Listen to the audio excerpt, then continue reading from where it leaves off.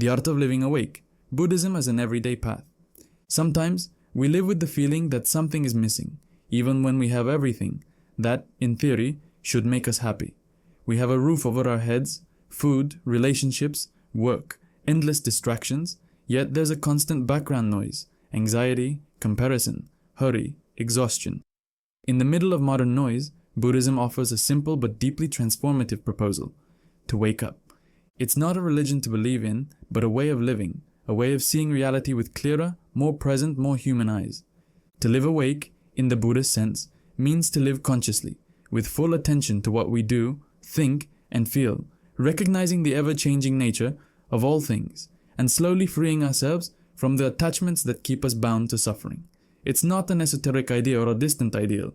It's a practice that begins in the everyday, in how we breathe, walk, speak, and work.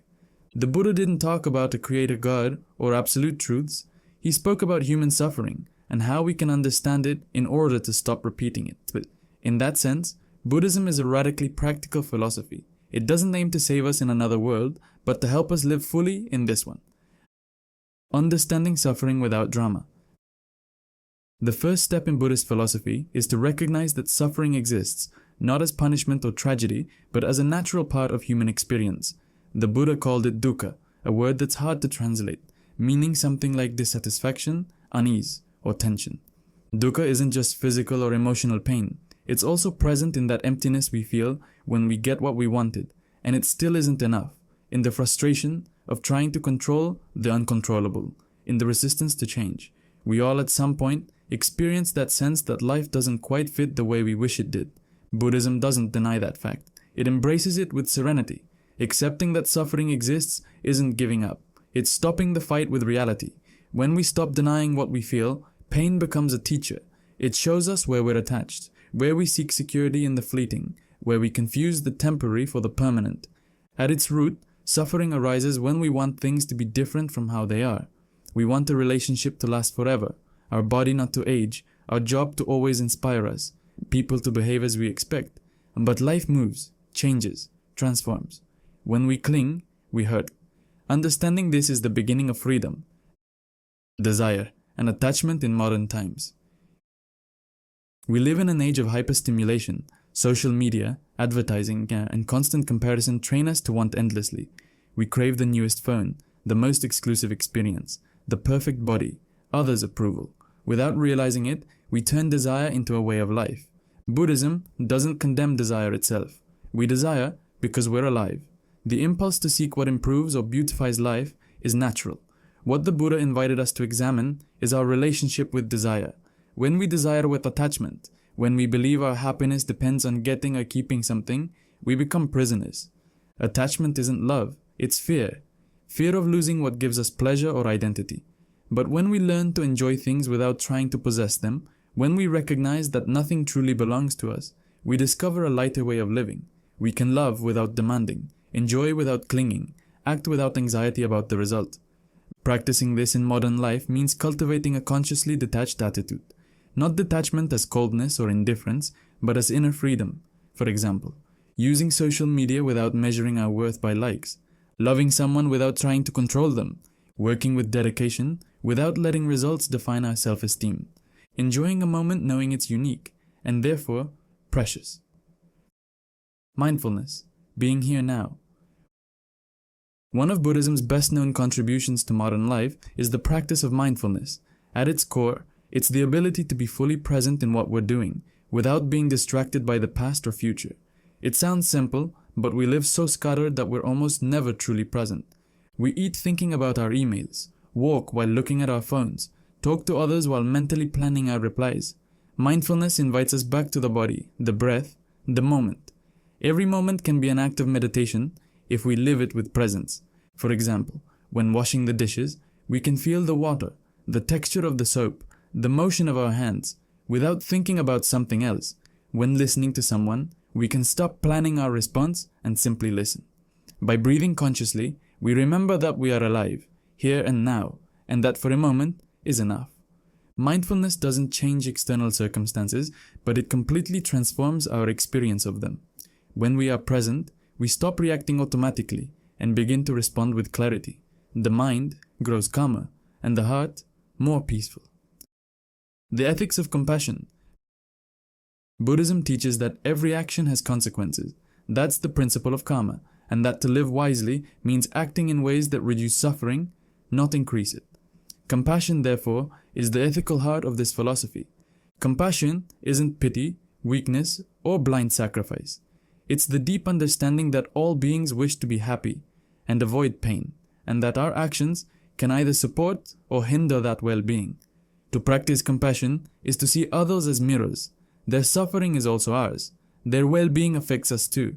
In modern life, compassion is practiced in small but powerful gestures, listening attentively to someone who needs to be heard, responding with patience instead of anger, forgiving mistakes, our own or others, without poisoning ourselves with resentment, being kind even when no one's watching. Compassion also includes ourselves. Many of our problems come from treating ourselves harshly. We demand perfection, blame ourselves, compare constantly. But if we wish to be compassionate toward others, we must first embrace our own humanity. Our limits, fears, and mistakes are part of the path. Self-love, in the Buddhist sense, isn't egocentrism. It's lucid acceptance. When we stop punishing ourselves, we stop projecting that punishment outward. Peace begins with the relationship we have with ourselves. Impermanence, the law of change. Everything changes, everything passes. This truth, so simple, is also the hardest to accept. We struggle with it because we crave stability, security, permanence. But life is flow, movement, transformation. Nothing, absolutely nothing stays the same. Not our bodies, not relationships, not emotions, not circumstances. Impermanence isn't a reason for sadness, but for wisdom. It teaches us to appreciate the fleeting, to not postpone gratitude, to not take what we have for granted. When we understand that each moment is unique, we learn to live with more intensity and presence. Accepting change also helps us let go. What causes us pain today may transform tomorrow. What we lose may make room for something new. Nothing is fixed, even suffering dissolves when we observe it calmly. In that sense, impermanence is hope. Everything can begin again. The ego and the illusion of I. One of Buddhism's most profound teachings is the non-existence of a fixed permanent self. What we call I, our body, thoughts, history, is a process in constant change. There's no solid identity behind it, just a flow of experiences. In practice, this means we are not the labels we use to define ourselves, not our jobs, age, or opinions. When we cling to an identity, I'm like this, I never change, I'm always right, we suffer. But when we recognize that we're in motion, that we're different each day, we're freed. Modern life feeds the ego. It pushes us to build an image, on social media, at work, in relationships, that we must maintain at all costs. Buddhism invites us to do the opposite, to release the need to appear and return to simply being without masks, without self-deception. When the ego softens, the world becomes kinder. We no longer need to win every argument or prove we're right. We start living from authenticity and peace. Balance, the middle way. The Buddha taught that wisdom arises from the middle way, avoiding the extremes of indulgence and harsh self-denial. In modern life, this can mean seeking balance between action and rest, work and leisure, success and serenity. Balance isn't something we achieve once and for all, but an art we practice daily. Sometimes it means saying no to what overwhelms us. Other times it means giving a bit more effort. It's about listening to the body, tending to the mind, adjusting our pace. When we move through life with balance, it becomes simpler. We no longer need extremes to feel alive. Daily calm is enough. In that state, wisdom and compassion arise naturally. Meditating in the modern world. Many people associate Buddhism with monks in distant temples, but meditation doesn't require a monastery or incense, just presence and willingness. Meditation isn't about emptying the mind, it's about observing it without judgment. It's sitting in silence and watching thoughts come and go, without clinging to or rejecting them. At first, it seems hard, but with practice, you begin to realize you are not your thoughts. They are like clouds, and the awareness that observes them is the sky. In modern life, meditation can be as simple as sitting for 5 minutes each morning to breathe consciously, walking slowly, feeling each step, eating without distractions, savoring each bite, before sleeping, observing the day without guilt or judgment. Over time, Meditation becomes a way of living, not just an exercise. Every moment becomes an opportunity to be fully alive. Applying Buddhism to relationships. Buddhism teaches that suffering arises from ignorance, from not seeing things as they are. This is especially true in our relationships. Often, we don't see people as they are, but as we want them to be. We project our own lacks, expectations, or fears onto them, and that creates conflict. Buddhist practice in relationships means learning to see others clearly, without judgment or attachment. It means loving from freedom, not from need. When we understand that no one can fill us completely, because the inner emptiness can only be eased through understanding, not possession, we begin to relate in healthier ways. It also means letting go of the idea that others must make us happy. No one can make us suffer without our mental participation.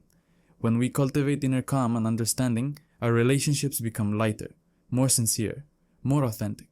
To love in the Buddhist sense is to understand that every encounter is impermanent, but that doesn't make it less valuable. On the contrary, it makes it sacred. Work as a spiritual practice. Buddhism teaches that any action can be part of the path if done with awareness and ethics. Work, therefore, isn't just a means to earn money, it's an opportunity to practice presence, patience, and compassion. Working mindfully means being truly present in what we do, without letting the mind dissolve into worries or comparisons. It means acting with integrity, doing things well, even when no one is watching, and remembering that our actions affect others. Even in competitive or stressful environments, the Buddhist approach is to breathe, observe, and respond calmly. Success stops being a trophy and becomes a natural result of a serene mind and right action. Inner freedom. Ultimately, the purpose of Buddhism as a way of life is inner freedom. Freedom from the tyranny of desire, fear, ignorance, and ego. It doesn't mean withdrawing from the world, but living in it without being enslaved by circumstances. Freedom doesn't come from controlling what happens, but from choosing how we respond. Every moment offers us the chance to act consciously or reactively. That is the true practice, to live awake in the middle of the world. Over time, we realize there's nowhere to arrive. The path itself is the destination. Every conscious breath, every kind gesture, every moment of silence is already a way of awakening. The Buddha didn't ask for faith, but for presence. He didn't ask us to renounce the world, but to understand it. And in that understanding, peace blossoms. To live Buddhism as a philosophy of life isn't to adopt a new identity or accumulate knowledge, but to remember what's essential, that life changes, that suffering teaches, that compassion connects, that awareness liberates. When we stop running after what we think we lack, we begin to see that we've always been home. The practice isn't about escaping life, it's about awakening within it. And each day, in small gestures, a deep breath, a kind word, a lucid silence, that awakening renews itself. That, ultimately, is the essence of Buddhism, to live awake, to live in peace, to live fully human.